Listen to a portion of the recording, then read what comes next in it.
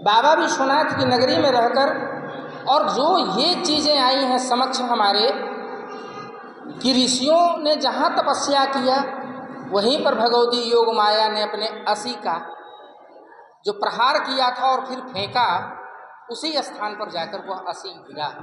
असी का मतलब होता है तलवार।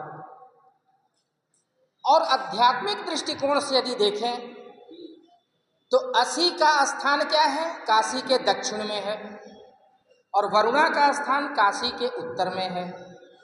तो ये जो हमारा पंच महाभूत तत्व का शरीर है, इसमें 5 कोश हैं: अन्नमय कोश, मनोमय कोश, प्राणमय कोश, विज्ञानमय कोश, आनंदमय कोश। और 7 चक्र हैं: मूलाधार, स्वाधिष्ठान, मणिपूरक, अनाहत, विशुद्धि, आज्ञा और सहस्रार।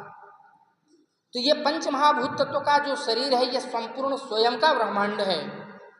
और जब भी ऊर्जा का गति होता है तो ऊर्ध्वाधर होता है, अर्थात ऊर्जा मूलाधार से ऊपर की ओर जाती है। ऊर्जा का स्थान दक्षिण से उत्तर की ओर है।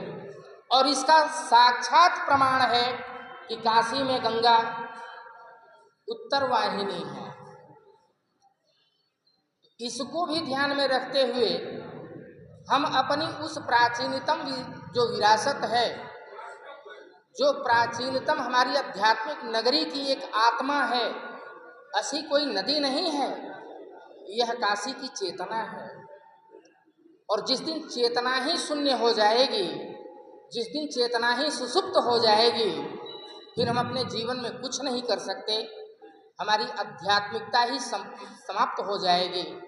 इस विषय को ध्यान में रखकर आज मुझे गर्व है कि कोई न कोई बीड़ा तो उठाया इस काशी की धरा से। डॉक्टर संतोष सिंह ने जो बीड़ा उठाया, इसके लिए मैं इनका कोटि कोटि अभिनंदन करता हूँ। और मैं इनको भगवती योग माया अखिल अखंड ब्रह्मांडेश्वरी माँ कामाख्या से विशेष प्रार्थना करता हूँ कि इनको इतनी ऊर्जा दें कि असी का उद्धार कर सकें। और उसमें हम सबका सहयोग होना चाहिए। वाणी का सहयोग तो इतना जबरदस्त होता है कि इसके सहयोग से व्यक्ति क्या, ब्रह्मांड भी आपके अधीन हो जाता है। मंत्र क्या है?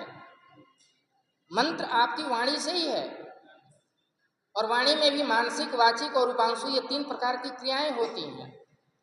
यदि हम मानसिक रूप में लेकर चलते हैं और उसके बाद उपांशु में आ जाते हैं और जब वाचिक हो जाते हैं तो हमारी संपूर्ण ऊर्जा इस प्रकृति की धारा में वांगमय रूप से प्रवाहित होने लगती है। इसलिए आज इस गोष्ठी में जितने भी लोग उपस्थित हैं स्वयं का संकल्पित हों। मैं एक चीज़ का और ध्यान दे रहा हूँ कि असी नदी का प्रादुर्भाव यहाँ से हुआ, लेकिन विलुप्त समझ में आती है उसकी धारा कहाँ से होते हुए जा रही है और जिस स्थल पर जाकर मिलती है उस स्थान का नाम अस्सी कहा गया, अस्सी घाट।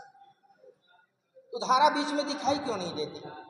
मैं बैठे बैठे अभी सब लोग बात कर रहे थे तो मैं उसी पर विचार गहन चिंतन में था, तो मुझे ध्यान आया, मैं अमरकंटक गया था तो माँ नर्मदा का जो उद्गम बिंदु है, अमरकंटक में मेरी कुछ समय तक साधना रही। वहाँ की गुफाओं को भी मैंने देखा, जहाँ भृगु ऋषि तपस्या किए हैं उस स्थान पर भी मैं रहा।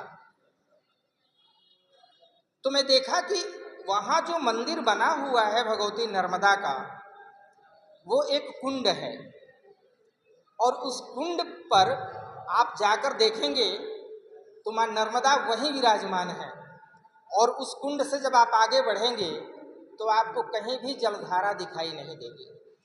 लेकिन जब मैं दुधधारा में गया जहाँ भृगु ऋषि तपस्या कर रहे थे, तो वहाँ से अप्रॉक्सीमेटली हम 2 किलोमीटर चले होंगे, तो हमने देखा कि अविरल धारा उस पहाड़ के नीचे से बहती हुई आ रही है। तो फिर मैंने ध्यान दिया, मैं कहा कि वो भगवती नर्मदा का उद्गम वहाँ और यहाँ उनका प्रस्फुटन हुआ। उसी प्रकार से हमारी जो यहाँ की असी नदी है, इसका भी वही रहस्य है। इसलिए हम सभी को इसके प्रति जागृत होने की आवश्यकता है और हम सभी का कर्तव्य बनता है कि काशी की इस धरोहर को जैसे भी हो वैसे बचाने का प्रयास करें।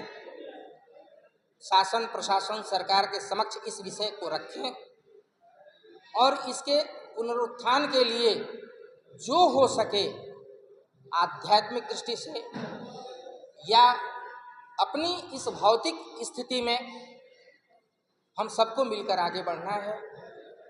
मैं इतना ही कहकर अपनी वाणी को विराम दूंगा और आप सबसे हमारा एक निवेदन है कि गोष्ठी होने का मतलब ये नहीं होता कि हमने बात सुनी, इधर सुना और इधर से निकाल दिया। उसके ऊपर चिंतन करने की आवश्यकता है और आप सभी को इस पर सहयोग की आवश्यकता है। आप लोग सहयोग करेंगे, जिस प्रकार से सहयोग करेंगे तो हमारे डॉक्टर संतोष जी बहुत आगे लेकर जाएंगे और हमें पूर्ण विश्वास है कि एक न एक दिन यह असी नदी अपने मूल स्वरूप में पुनः प्रतिस्थापित होगी और इस असी घाट पर हम सभी आकर इनके उपस्थिति का मंगल कामना करेंगे। बोलिए हर हर महादेव। धन्यवाद।